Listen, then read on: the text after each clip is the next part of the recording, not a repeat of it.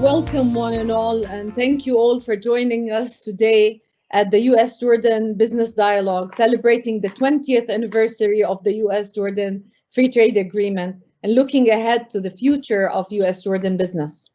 I invite our chairman, Mr. Mohammed Bataine, chairman of the American Chamber of Commerce in Jordan, to give the opening and welcome remarks. Mr. Chairman.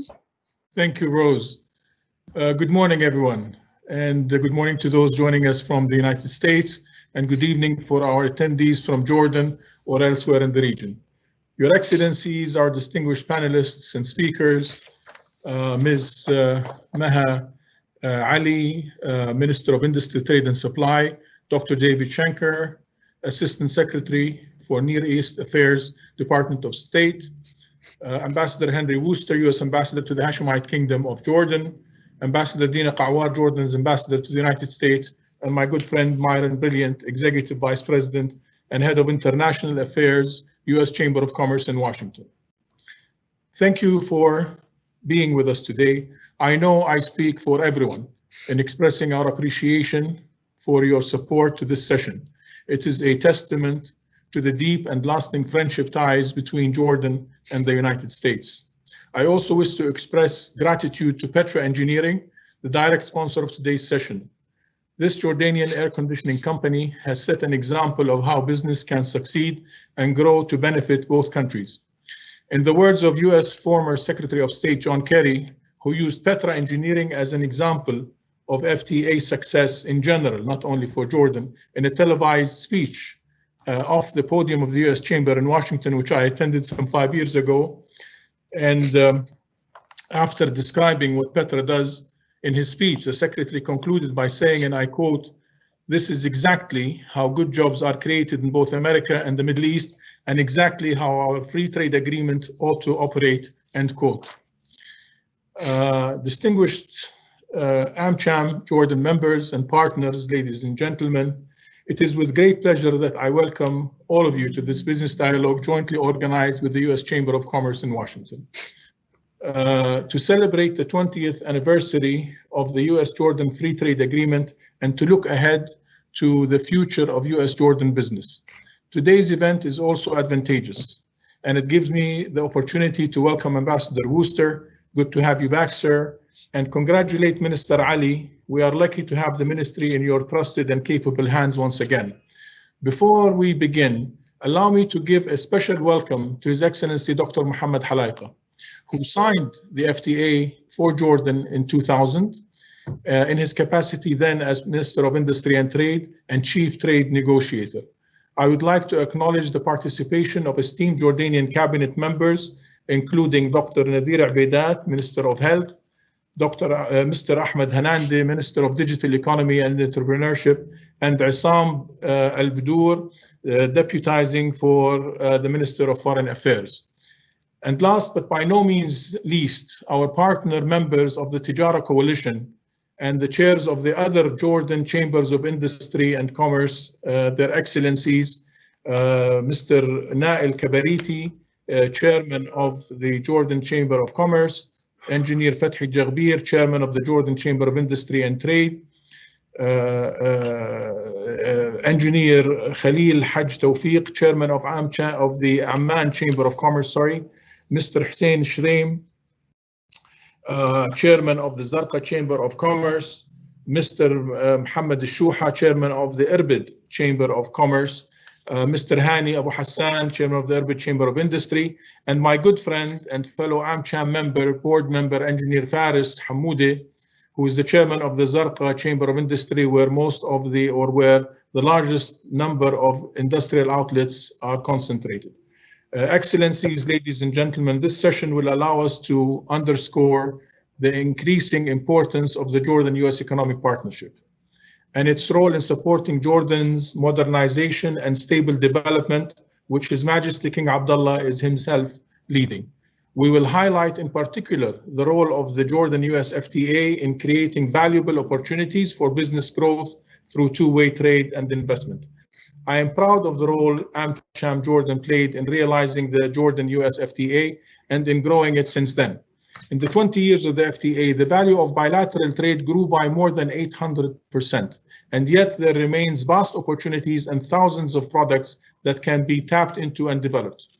On the investment side, Jordan, as a stable, safe, secure country with a strong currency pegged to the US dollar and modern infrastructure, Jordan is poised to be a regional hub for specialized sectors such as IT, financial services, green energy, and many others. It is also well positioned to be a launching platform for rebuilding of other countries in the neighborhood that suffered from years of destruction. In the session, we hope to highlight the greater need for private sector participation in harnessing these opportunities and in working hand in hand with each other, both in private and public sectors, to produce inclusive and lasting growth. Ladies and gentlemen, better promotion of trade and investment and support to local industry is vital, especially in view of the current regional and global dynamics and the huge human and economic impacts of the COVID-19 pandemic.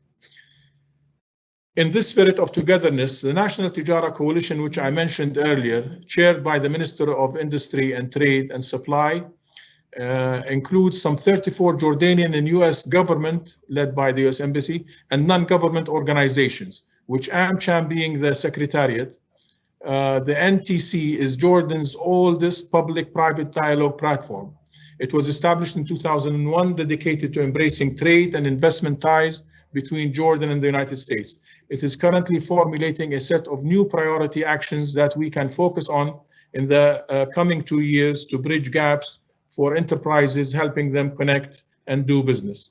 AmCham Jordan, with support from USAID, Mideast Economic Growth Best Practices Project, that's USAID/MEG, will be implementing strategic interventions to introduce a new framework that supports Jordanian companies, manufacturers, and exporters in identifying and capturing US and regional market opportunities. These technical assistance tools are designed to offer companies the keys to unlock potentials of bilateral and regional trade and investment, in particular with the United States. That will better position AmCham to reach its mission of more US-Jordan business. AmCham now has 2 decades of experience in supporting Jordanian and American companies. Here, allow me, on behalf of our members and board of directors, to extend our deep thanks to AmCham partners, Al-Aoun Group, Chevron, Manasir Group, Housing Bank, PBI Aqaba, Pharma, Classic Fashion, Coca-Cola, Jordan Bromine, Jordan Tractor, Caterpillar, Jordan Best, and MetLife, whose support is instrumental to our work. We are also grateful to the support of the US Embassy and USAID Jordan for our technical programs, including the Jordan US FTA unit, which is housed at AmCham, and business development programs, which since 2017 have supported over 500 companies. Finally, I would like to invite you to join me in watching a short animated video that depicts the Jordan-US Free Trade Agreement milestones, coverage, benefits. Thank you very much.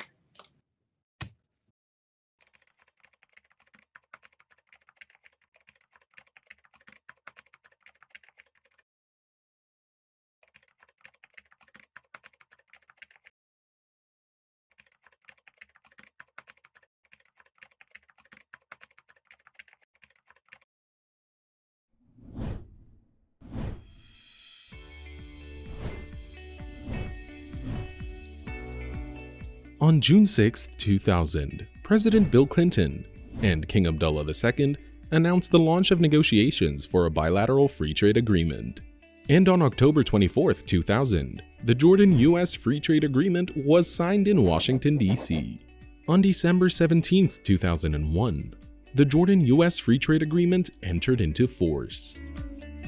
It was America's third free trade agreement, and the first with an Arab state, while it was Jordan's second free trade agreement.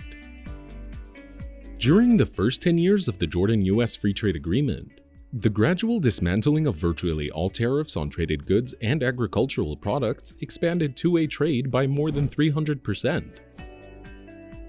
This benefited Jordan's economy through job creation, respect for labor standards, foreign and domestic investment, and environmental protection. Services exports growth was encouraged by a modern intellectual property system, technology transfer, advanced financial services, and visa facilitation. Between the years of 2010 and 2020, goods trade continued to grow. The US has become Jordan's #1 trading partner, where 20% of Jordan's exports go to the US, while Jordan is the US's 66th largest goods trading partner. And services trade also continues to expand. In 2019, Jordan's services exports to the US reached $654 million, and US services exports to Jordan reached $757 million. Beyond 2020, the Jordan-US Free Trade Agreement anchors Jordan to the world's largest economy, opening global business connections to help Jordan recover from the impacts of COVID-19 and seize new opportunities for exports and investment. AmCham Jordan, working hand-in-hand with the National Tijara Coalition and U.S. partners to capture opportunities for economic transformation.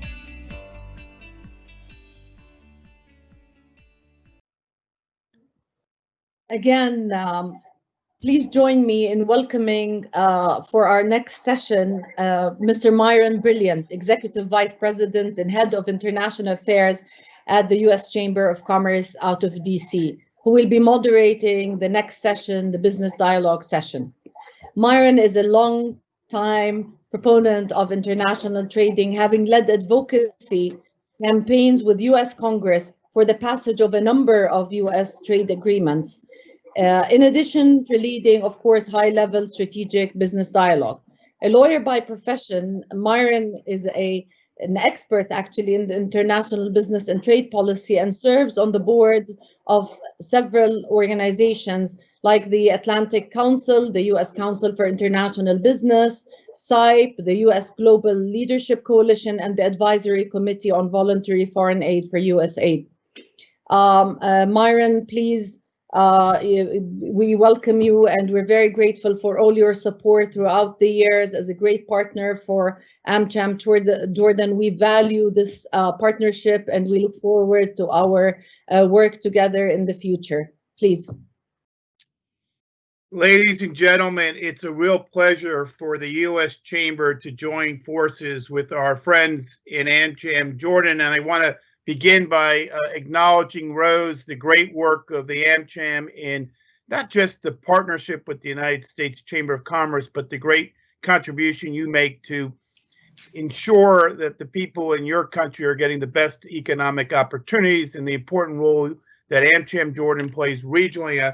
Mohammed, my good friend, next time we do this ceremony, we need to be in person in Amman, celebrating the success of our partnership, our friendship, and obviously the progress that's been made between Jordan and the United States over many years. I just want to say at the outset that Mohammed is a special friend of mine, and I want to recognize not only his longstanding leadership role as chairman of the chamber, but also his role as chairman of MENA, the Middle East, North Africa Chambers of Commerce. So Mohammed is dual-hatted in many ways and a special friend of all of us here in the United States.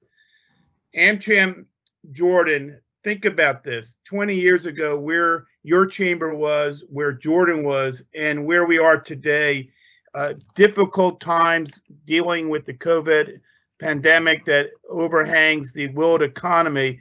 But because of the important contributions that the American Chamber has made, I feel very confident about the future for Jordan and very confident about the opportunities for the United States and Jordan to continue to work further to deepen economic ties. Obviously, the political and strategic ties between our two countries are vital and critical, and I'm sure the two ambassadors that I'll introduce in a second will speak to that. But the economic piece of this relationship is one that I think can get deeper and more expansive as we see prospects for further regional integration in the Middle East. And I think Jordan will play a critical role in that. And you heard Mohammed, ladies and gentlemen, talk about the opportunities in energy. I would include, obviously, the areas around agriculture, hopefully further development in the ICT sector. And I would hope that not only the private sector of the United States that's already vested there, but the U.S. government would continue to find ways to expand and facilitate capacity building in Jordan at a critical time for the country, a critical time for the region. And we'll talk about that in our session in a few minutes. I don't want to repeat everything that's been said about the U.S. Jordan Free Trade Agreement. I will acknowledge it was the first trade agreement between the United States and an Arab nation. Obviously, you've heard it's the third FTA signed by the United States. There's no question the bill, when it became before the U.S. Congress, there was such strong bipartisan support because there's strong bipartisan support for the relationship with Jordan. We know that trade has greatly expanded between our two countries since the FTA was signed by 800%. You heard the figures. But Jordan is a dynamic country, a critical ally for the United States in the Middle East. I know our friends in Jordan understand that. Not always well understood, however, in the broader American public. And that's an area where we should continue to advance understanding. I want to give, of course, congratulations to our friends in the Jordanian government who have made many efforts, including the ambassador who I'll introduce shortly, to expand awareness in the United States about the role that Jordan plays in the region and the importance of the role for the United States. I've been to Jordan many times over the years. I wish we were together this time. I've had the great pleasure, thanks to Mohammed and others, to meet with King Abdullah, spend time in Amman, spend time at the Dead Sea, spend time in Petra. I know how beautiful a country Jordan is. And those of you in the United States, I encourage you to go visit and be a tourist in Jordan, because once you're there, you love the country and you want to keep coming back. And that will yield even more commercial benefits. But this anniversary allows us not only to celebrate the growth of our economic relationship, but look ahead to what the next 20 years can really be for the U.S.-Jordanian economic relationship. I want to acknowledge the important role that Kush Choksi, the Senior Vice President for the Middle East, and Josh Cram, the head of our Jordan and regional programs under Kush, have through the Levant Business Series, where we really want to spotlight Jordan and facilitate platforms with our friends in the AmCham between policymakers and the business community, and of course, focusing around how do we enhance commercial areas of interest. And I would say something that needs to be often reminded of our friends in the Middle East, which was that King Abdullah was the first Arab leader to call President-elect Biden after the election, which underscores, I think, the importance of continuity of the relationship and how significantly Jordan factors into America's Middle East strategy going forward. Now, with that, let me turn to the two ambassadors. Ambassador Henry Wooster is a man who's been only in Amman a few short months, since September, but he is someone with deep experience, having been, I think, having one of the most impressive career foreign service records, where he has served in a number of complex jurisdictions, including in Pakistan, in Iraq, in Haiti, in Russia, in Moscow, in France, and now, of course, in Amman, where he was previously stationed there as chargé d'affaires. He has also served as Deputy Assistant Secretary of State for Maghreb and for Egypt. So I know the ambassador is one of the most highly regarded career foreign service ambassadors that we have, and someone that I think will do very well in his postings in Jordan. And I'm looking forward to hearing his reflections from the few months that he's been there and what he sees as the road ahead.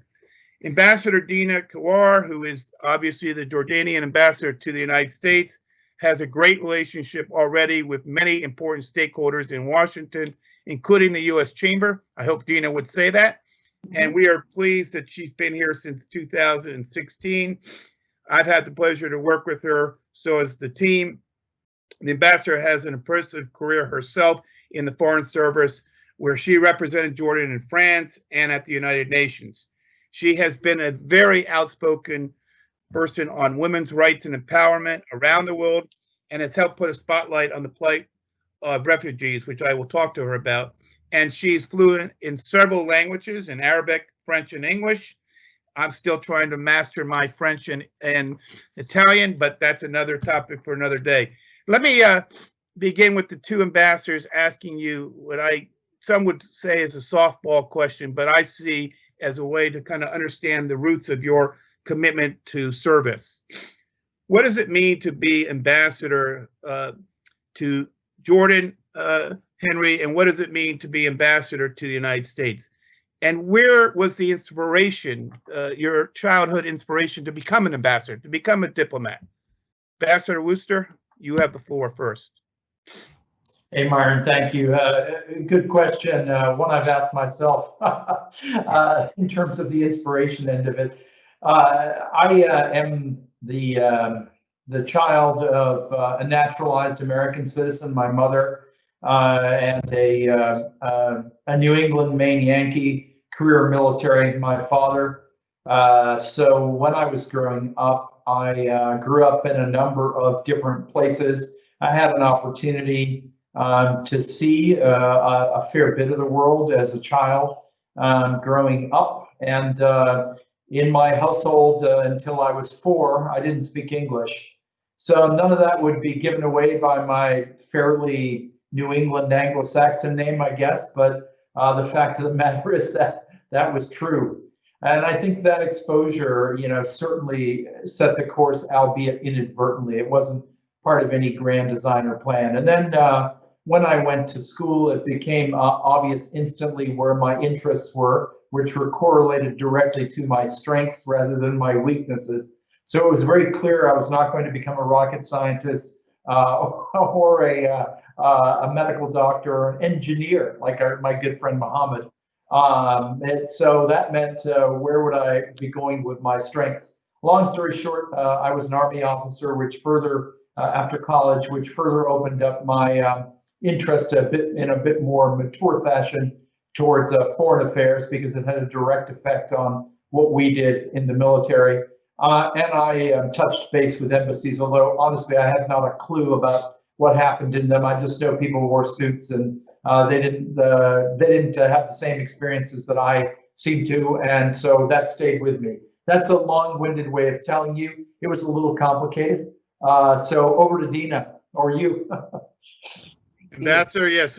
Kawar, why don't you tell us a little bit about what your inspiration was to get into the diplomatic service and what it means to be ambassador to Washington? Actually, thank you for putting this together. Thank you to the American Chamber in Amman and in Washington. This is wonderful to be with you. I did not choose to become ambassador. It was, I worked 15 years before I was appointed in 2001 in the office of Prince Hassan. And that gave me a lot of experience in the sense of, the outreach, diplomatic ties, working. It came naturally. But in 2001, His Majesty decided that he would like to have women in postings. We had female diplomats. We had one ambassador already, but she was never posted abroad. And so that year, Alia Buran was appointed in Brussels, and I was appointed in Paris. And so somehow I did not choose it, but it turns out that I like the job. So it's one of those things that grew in me. And obviously my previous experience was a help. Now, what does it mean to be ambassador of Jordan in Washington? A whole lot, because of our ties, our relations, the importance of the United States as an ally to Jordan. Their support is major. So obviously there is a big responsibility. And I'm glad that Henry came back to Amman, because we lived it a few years back when he was Chargé d'Affaires. So to see him back in Amman now is wonderful.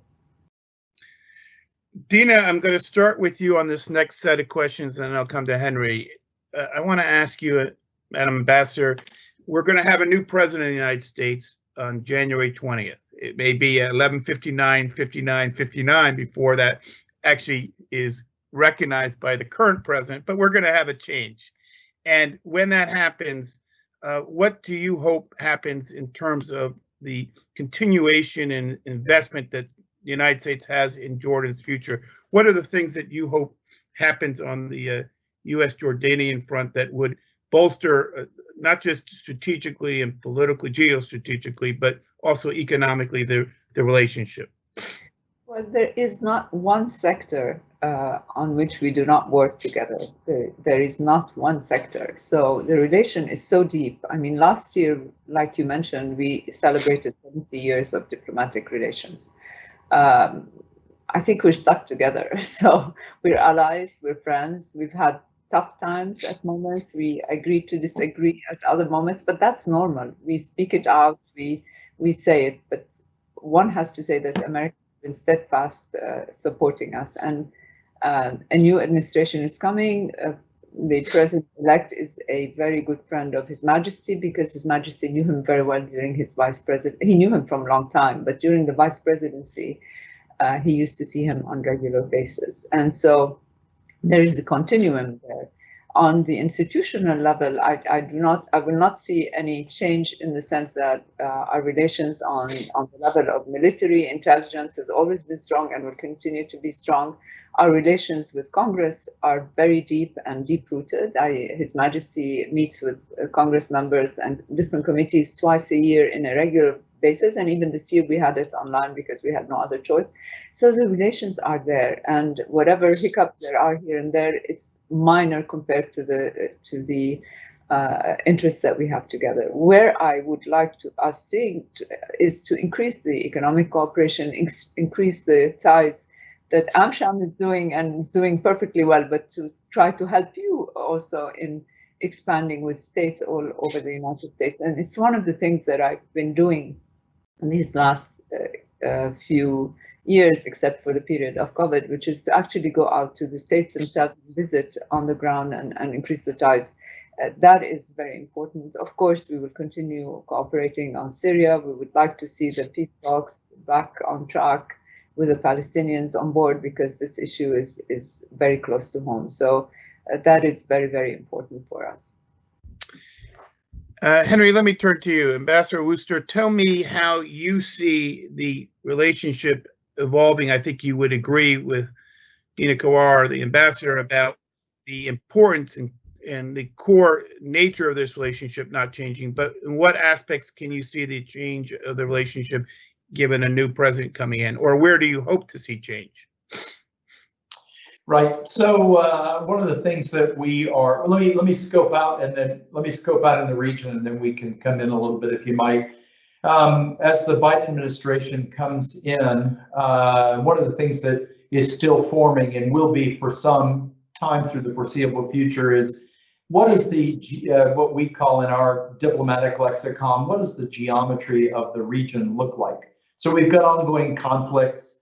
And then we also have the Accords, the Abraham Accords. So what will how will that constellation of factors look? They're not going to look the same as they have been looking for a long time, but how different will they be? And what will that mean in the way of opportunities? So taking an optimistic and positive look regarding this is something that's a good development. But then the question is, how do we rearrange our our variables? A long day. How do we rearrange the variables, and how do those alliances, if you will, and I mean with a small a, I'm thinking primarily in the private sector, obviously bolstered or enabled by governments, but really in terms of trade, in terms of economy, what's that going to look like? And so we don't know the answer to that yet. That's an exciting and a positive development. Whereas an American diplomat, and it's probably true for people who aren't diplomats per se, but certainly for me,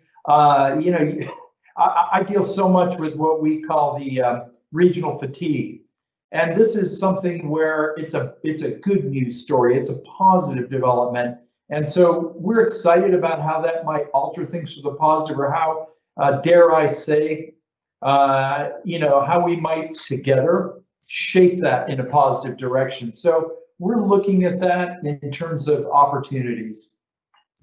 Henry, let me stay with you. This is your second tour of duty in Jordan, and I want to ask you, you know, you came back now in the middle of a global pandemic. Thankfully, Jordan's not been hit in the same way from a health crisis as the United States and some countries in Europe and elsewhere, but it's certainly been hit from an economic standpoint. the United States government has a lot of tools. I'm on the, as you said, Mohammed said, I'm on the advisory board, or Rose said, I'm on the advisory board of AID. There is DFC financing available. There's the Exim Bank. Obviously, there are tools that the Commerce Department has. What kind of tools should we be utilizing from a government standpoint, and how can the private sector help to make sure the necessary investments are being done in Jordan to help Jordan's economy recover from the worst of the pandemic? Press for economic reform. Press for economic reforms. I mean, look, the core issue out here, and this is something where I would ask to enlist the assistance of every single person who's tuned into this, because all of you are, at the risk of sounding trite, all of you are engines of change, because you're the private sector, thank God. And we need the private sector more enabled, and we need a vigorous link up between the public sector and the private sector. So they each have roles to play. In the public sector, the government, neither mine nor the Jordanian government, can do the things that we need to have the private sector create, which is why I'm really pleased to have this opportunity to chat with folks. Coming out of COVID, what we call inside the embassy, the end of the tunnel, that's the area where we need the assistance of folks who are on the private sector and who can tell us what should be anticipated. We know the present, the immediate, what's in front of us. All of us get that. You don't need to be Stiglitz or have a Nobel Prize in economics to figure that one out. It's self-evident. But what people are not doing is lifting heads up and looking out onto the horizon, much less over it. The private sector, there are a lot of lamentations that come into an embassy, whether it's from American businesses or whether it's from Jordanian colleagues, entrepreneurs, private sector, many of whom are on the call, about here's why we are hobbled by one or another regulatory issue or the lack of one, or one or another tax issue. That conversation between the private sector and the government, that needs to take place in almost a contact sport fashion. It's absolutely imperative. Let me give you a quick example. There is a country here in the region where if you and I or anybody on this call, we go out to Queen Ali Airport here in Amman and we fly a very short distance. We can get a cab, we can take our Visa card out when we arrive at the mall. I'll say that again, at the mall. And we can go up to a kiosk. We can stick that card in. And one of my colleagues actually timed this. It took him 32 minutes. You can register a company.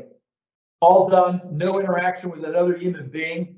Fill out the form, type it in, push the button, you got the receipt. You are now registered to do business. That kind of a model, it doesn't have to be a kiosk in a mall, but that sort of effectiveness, I'm using that word deliberately over efficiency. That sort of effectiveness that makes the investment, that really enables investment, that enables commerce. Those are the kinds of things, and more things like that, that's the conversation that we need to be having. And all of this, of course, is constrained by, it's not just COVID, it's resources. So the ability of the government to say, sure, that's a great idea, we're going to go do that right now. Well, the hiccup there is, well, what do you do then with the folks who are in the public sector whose jobs are to stamp the paper and to check the boxes and to give you the permit, sort of like the equivalent of what every American driver faces in a Department of Motor Vehicles, a DMV. So if you can just push the button, what do we do with these people? Now you've forced us as the government to face another sort of economic issue, which is an employment problem, and there's already a tough enough employment problem. So we need to find a way, an accommodation, a conversation between what's represented in the entrepreneurial and business horsepower that all of you represent, in a conversation with government to say, all right, look, it doesn't have to be a binary situation where we get in the private sector what we want or what we believe we need to do business, which means you lose or you get hurt, or to use the term of art of modern parlance, you're impacted. So we need that conversation that strikes a balance and says, look, we'll come up with a third way, if you will, or we'll come up with and accommodation, but we'll make this possible because we know the resource issue is a pinch.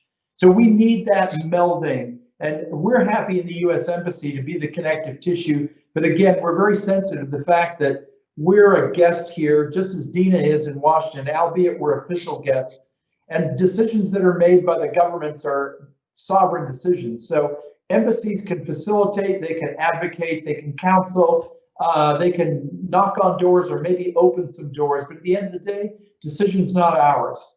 So, help us be the right connective tissue. Let us know, because we're not you, and let us know exactly what it is that needs to have a change in it, and we'll do our very best to enable it. And let me be explicit, Myron. We do this because it's in the interest of the United States to do this. So it's nice if we're on, if there's comity in the room and love and genuine friendships. And I can tell you happily, from personal experience, all of those things happen to be true in numerous instances. But let me be crystal clear. We do these because it's our job. And we were given these jobs because it's the interest of the United States to do it. Happily, it's also in Jordan's interests. I've served in countries where that's not true. But here I can say in front of everyone, it is true. These interests and Jordan's interests and the US interests here happen to be coincidental, meaning they are one and the same. Convergent might be a more accurate way to put it. Dina, let me ask you to comment a little bit on what Henry's asking, which is one, for the private sector in both countries to be even more assertive in identifying structurally how we can improve Jordanians' economy. But I want to turn this around and ask you, in part, how you see the U.S. government responding to areas of opportunity, not just areas of challenge for Jordan, but areas of opportunity. And what have you experienced in going around the country over your 4 years here that gives you confidence that more and more people in this country understand not only the importance of Jordan, but the regional importance of Jordan for the United States? Two-part question. Sorry. Okay, thank you. Obviously, any government work,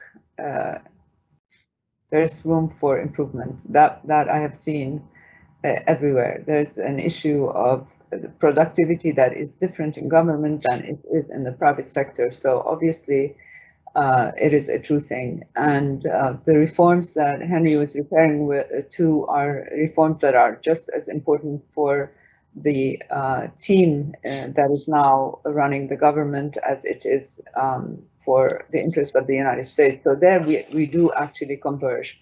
Now, the thing that is important to know is that the private sector in Jordan has always been a dynamic one, but that needs to be even more present within the government and within the economic plans. And that's something that is sort of a dream that His Majesty has always spoken about since day one he arrived, when he became king. So this is something that we are aware of, and our private sector is a small sector compared to the government, and we know the consequences of that. So nothing that in what he said I can contest to, that we agree on the elements that are there. As for the issue of relations with the US and my visits around the States, it has become clear to me that we need to not only concentrate on, of course, relations with the big companies who have interests in Jordan. That's very good, or on the federal level with the government, etc.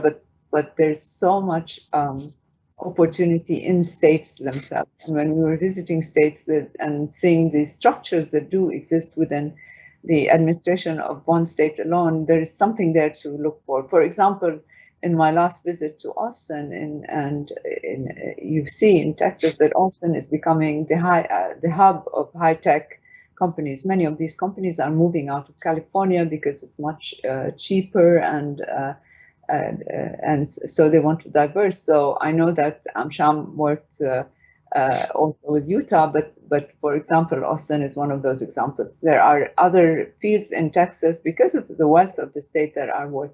So I think there needs to be some mapping of what there is in the United States on the state level, and have this mapping, agree with what we have in our interest to grow and make bigger. And that's something that is worth and I was hoping that we would be doing that with AmSham this year because of my visits, but we got blocked, and I hope that this is something we can work on next year. Well, Dina, I want to stay with you. You are off camera for a second, so I don't know if you're having technical issues, but we can hear you fine. I want to make sure that I ask you an area that I know is dear to your heart. Since the start of the civil war in Syria, 1 million plus refugees are now in Jordan. That's created a huge burden for the Jordanian government, and obviously you and others have made this point very clear that the United States and others should help in dealing with this issue. How do you think the international community can respond to the enormous burden that's been placed on Jordan, because you have done such a humanitarian job, appropriate job in trying to help these refugees in your country, but it's created some economic distress? Well, it has, and within we've had many meetings with the international community, and only up to now we only got around 28% of what was promised. So it has been a difficult burden on Jordan, especially with COVID and increased, and already the economy had difficulty. So with the economy having difficulty, COVID and the refugee issues, it has become very difficult. And even with the opening of the borders with Syria, very few did go back. But one thing that's amazing and good to see is that the COVID problem in the camps has been even less than the national level. In Jordan, they started off very well and they were an example to lead, but unfortunately, the situation did not remain the same way, and we're struggling with COVID like anybody else. But the National Health Response Plan for COVID does take the refugees into account, and they will be vaccinated as fast as Jordanians, and that is something that is important to mention. I also know that the government and the Ministry of Health will be issuing a number of temporary licenses to refugee medical professionals so that they can help during this process. So this situation of refugees is a big burden. Everybody knows that, but I must give credit to the United States. They've been very supportive to us over the years, always. But with the issue of refugees, they've been exceptionally supportive. And in the last few years, we've had extra budgeting to the aid that they give us, and in part to help the refugees. Okay, we got to wrap up shortly. Let me just ask Henry, you one last question, but I ask you to be short in your response. Energy is such an important issue for Jordan, and obviously the fines in the Eastern Mediterranean region has been dramatic and has shifted the debate around energy in a new way. What does that mean for Jordan going forward, and what does it mean for the U.S. role in helping Jordan energy needs and obviously growing Jordan's economy? Real quickly. So real quickly, energy is a sector here that is absolutely crucial to the development of business and to the engine of commerce, if you will. And it's one of the areas that needs to be reinforced. The prices are high on energy, and Jordan is making the right decisions to move into places where they can reduce those costs, but it can't happen overnight. So the fines in the Eastern Med are a huge positive stroke. This wasn't part of any plan. This wasn't part of a design. They're exactly that. They're fines. Question now is, how do you take an area that has been one of the areas that's been most difficult in terms of costs and so forth for the business environment, and how do you take this and there's inescapable politics. It's in the Eastern Med. How do you turn that into a plus for commerce? And that's going to be done hugely through the press, the demand signal that industry makes. Over. Dina, your last sentence. Tell us what you want from the business community in very brief terms, because I'm going to move it back to Mohammed and Rose after this. Tell us what you want from the business community that is present here for this forum. What do you want us to take away from your message? Thank you so much. I would like just to say that as an embassy, our doors are open, and we're willing and happy, but we're a small team, and so we would be more than appreciative if they come to us with with more specific plans where we can help, because we cannot help in a bigger plan, unfortunately, and then I'll say it with the easiness. So using our embassy to help them is something that I would welcome them to do more in the year to come. Well, Ambassador Wooster, Ambassador Kawar, thank you very much for being on the program. I think you recognize the importance that the private sector can play in bolstering the U.S.-Jordanian relationship, and more broadly, the role that Jordan plays in the region and why the United States private sector should take notice of the needs that Jordan has, but also the commercial opportunities that Mohammed laid out at the outset. With that, let me turn it back to Mohammed and Rose for the next segment of the program, but thank you all for participating today. Thank you so much, Myron. That was excellent. Thank you, Your Excellencies. It's wonderful to see you both. Ambassador Wooster, it's great to have you back in Jordan, and you're very dear to us. Ambassador Kawar, you've been gracious in receiving us several times in the States, and the work that you've been doing, visiting all these states, really opens doors for us. And you alluded to the fact that it's important for us to focus on states that offer opportunities for Jordanian companies and creating these synergies. And as part of our Trade by State program, we have actually been able to reach out to different states like Illinois, like California, and Utah, and several others. And we are, focusing on specific sectors where there are real opportunities on both sides. And it was also an honor for us at the beginning of the year to travel with His Royal Highness Prince Hussein, the Crown Prince, to San Francisco and visit a Jordanian company who actually set up shop there with a back office in Jordan. And that's exactly the type of opportunities that we're looking for, to create these partnerships and offer platforms that will engage the private sector from both sides. You also both alluded to the fact that this has to all be private sector led, and therefore when Ambassador Wooster talked about the importance of working on public policy advocacy and pushing economic reform, this can not only be achieved when companies really take a lead for further economic development, and the private sector active role in supporting AmCham has really allowed us over the past 21 years to offer all these programs that serve them. And with all the sectors that now we're focusing on, and such as our focus on innovation, entrepreneurship, IT, and all the opportunities that lie there for us to support the economic reform process with the government, and the Tijara Coalition as the public-private dialogue platform really offered us this opportunity to work hand in hand. And the partnership with the U.S. Embassy and with the Jordan Embassy has been amazing.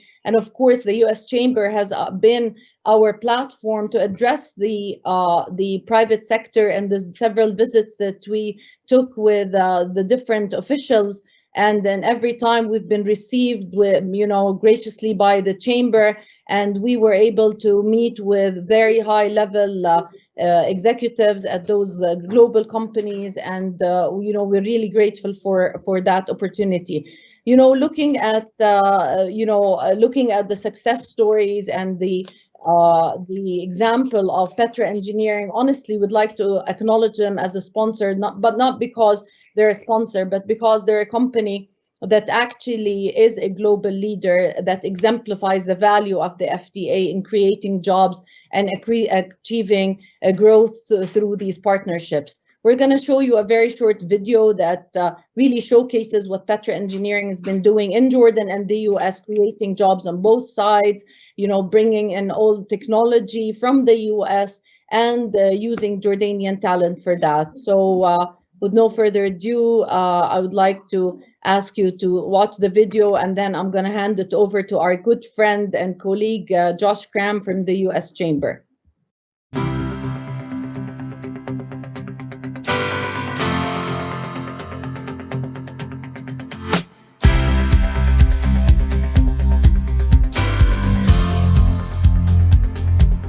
We're a company that's based in Jordan, manufacturing in Jordan, making use of all the trade agreements that are available to us. and capitalizing on it to export our product worldwide. Total export market for us is 90% of our business. We started working with Petra in 1995, just starting a dialogue for about 5 years. One of the things that has been very fulfilling for us as a company is that our sales, when we first started working with Petra as a company, were almost exactly the same as Petra's sales worldwide. We are expanding into Europe as we speak. We have just launched our offices in Germany and in the UK as well. We are on every continent, but not every country yet. So hopefully one day we'll get there. The rocket ship sales that we've enjoyed the last 3 years, especially, have been all attributed to the business that we've enjoyed from Petra Engineering. One of the largest real estate developers right now in the United States are data center companies, not just in the US, in Europe, in our area as well, in the Gulf, in Asia, and our market has been doubling and doubling. Petra comes in and does all the climate control, air conditioning, humidification, and complete close control for those data centers. One of those customers happens to be with us today. It's a company called Vantage Data Centers. They are the #1 fastest growing data center constructor in the United States today. And they are exclusively working with air treatment and with Petra. The things that are always important in every market, you have to build high quality equipment and you have to have high quality performance. Those are the things that distinguish Petra.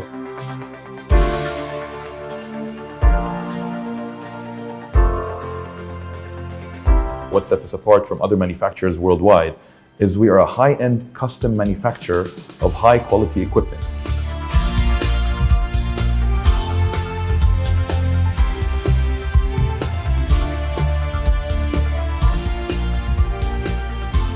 Being in Jordan gave us an abundance of highly qualified human capital, whether it be engineers, technicians, welders, assemblers, carpenters.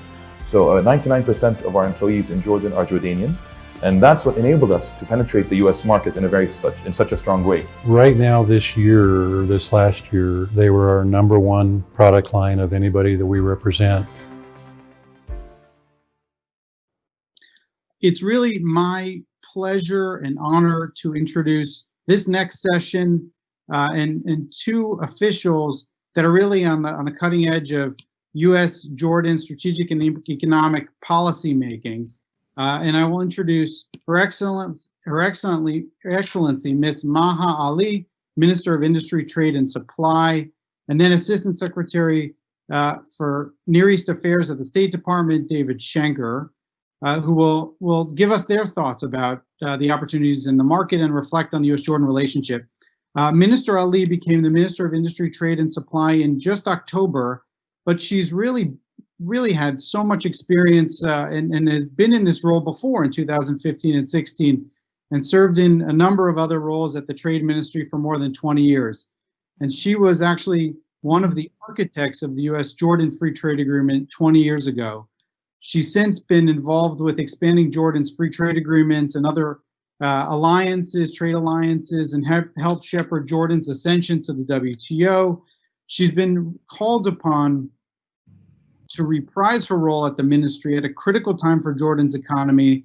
And I think you'd be hard pressed to find someone with such depth of experience in trade and industrial policies as Minister Ali. And so Assistant Secretary Schenker has joined State Department and has been in this role since June 2019. Assistant Secretary Schenker has been really an important fixture in US policymaking in the Middle East region and has been extremely active in the Levant region in particular. Assistant Secretary Schenker has had a long and distinguished career in policymaking and leading a range of projects across the region. During the George W. Bush administration, he advised the Secretary of Defense on Levant military and political affairs. He managed USAID projects in Egypt and Jordan, and has long been affiliated with one of the foremost think tanks in Washington on Middle East policy, the Washington Institute, where he's led the Arab policy program. So on behalf of the US Chamber, we welcome you, and on behalf of AmCham Jordan, let me welcome you, and we appreciate your engagement with us and the private sector on economic issues, as a critical pillar for our bilateral relationship. So first, let me turn it over to Minister Ali, and then after Minister Ali, we'll turn it to Assistant Secretary Shanker. Thank you. Excellency Mr. David Shanker, Assistant Secretary for Near East Affairs, Department of State. Excellency Mr. Henry Wooster, U.S. Ambassador to the Hashemite Kingdom of Jordan. Excellency Ms. Dina Kawar, Ambassador of the Hashemite Kingdom of Jordan to the U.S.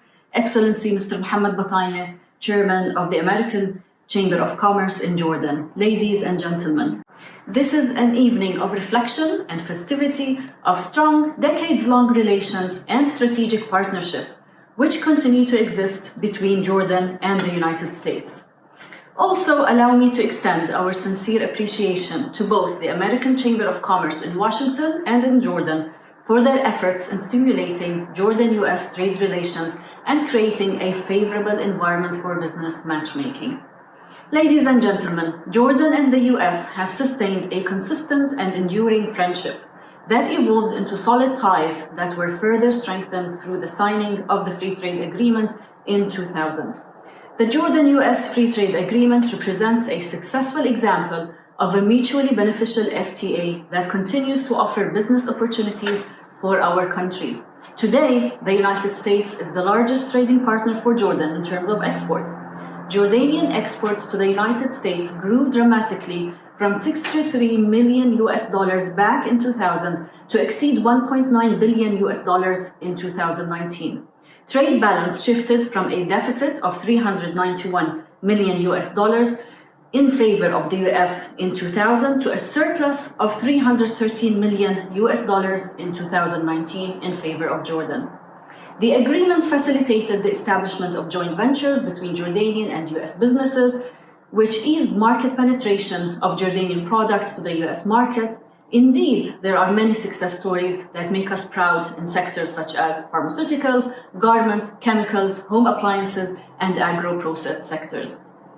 I would like also to recall the continuous support provided by the US government through various programs which contributed to economic development and to enhancing the business environment in Jordan. Technical support programs helped many Jordanian companies to better utilize our FTA. Tijara Coalition, with the support of AmCham, Amman is an example of a successful private-public partnership that continues to play an important role in advancing trade relations and capturing opportunities under the FTA.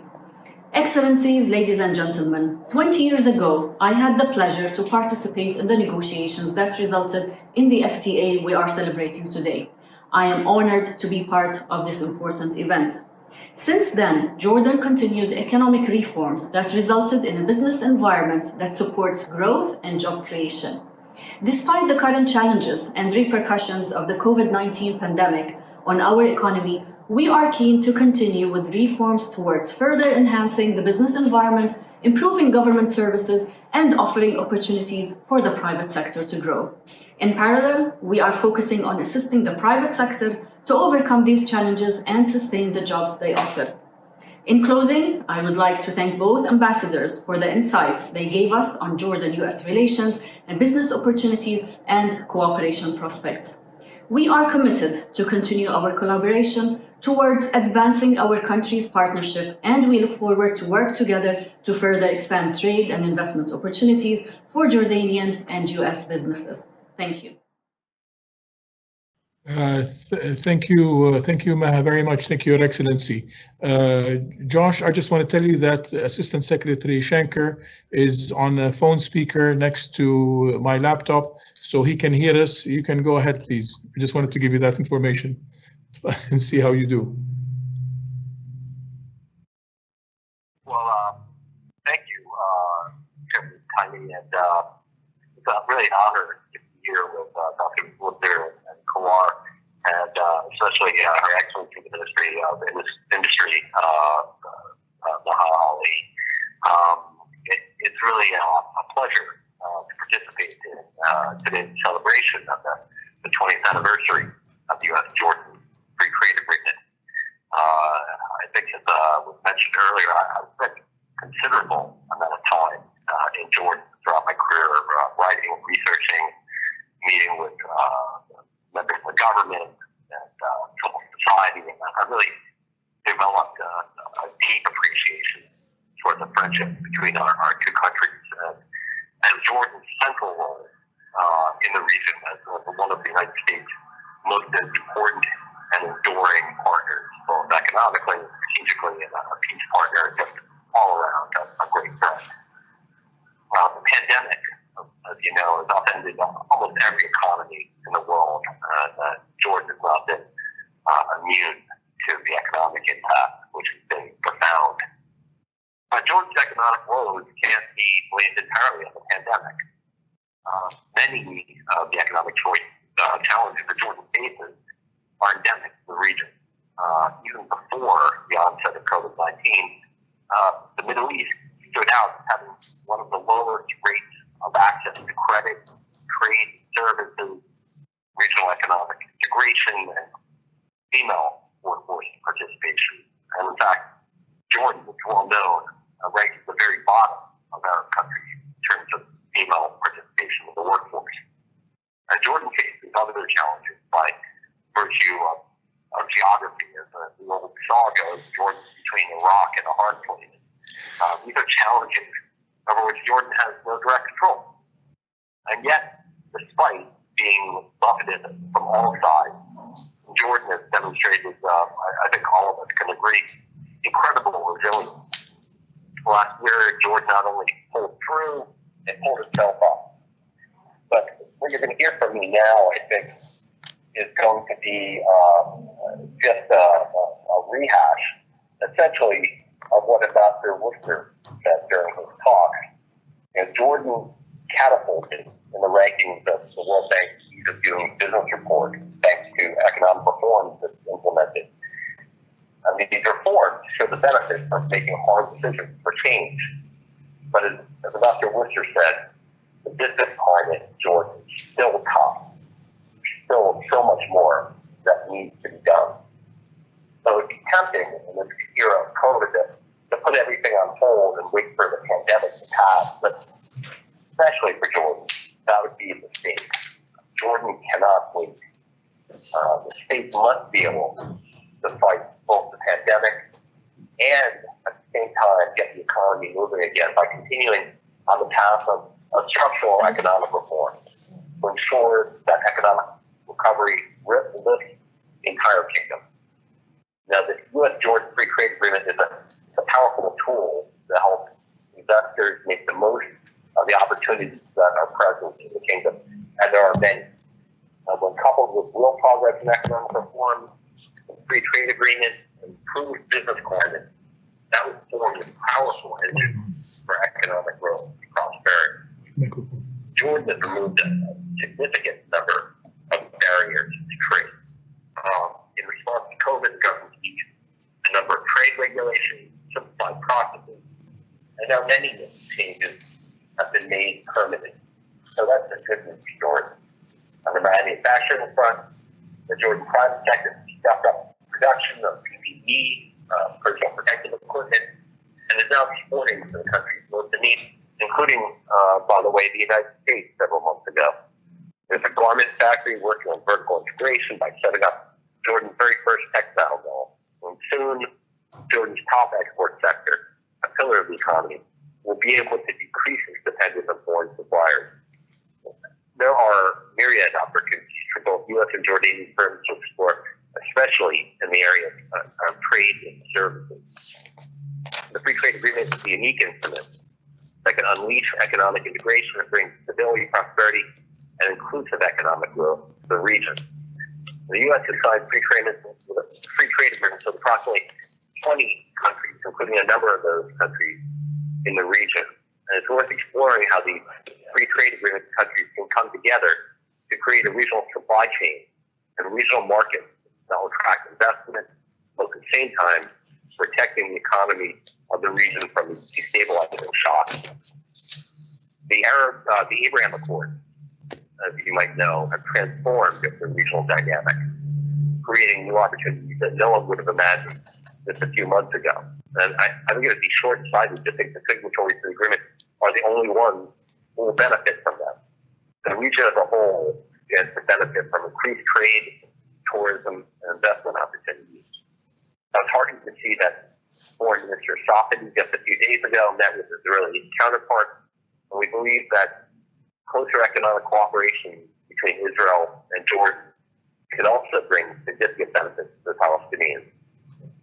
Today's event is just the beginning of these important conversations. There's a lot more I can say, but once again, let me reiterate the close and enduring ties between the United States and the Kingdom. This is, here in Washington, a bipartisan issue. We are going to do all we can to get Jordan moving again. Jordan has a lot of work to do themselves. But today, I want to congratulate Jordan and the U.S. really for this amazing free trade agreement, the anniversary of that. And I wish you continued success. So thanks for the opportunity to use you today.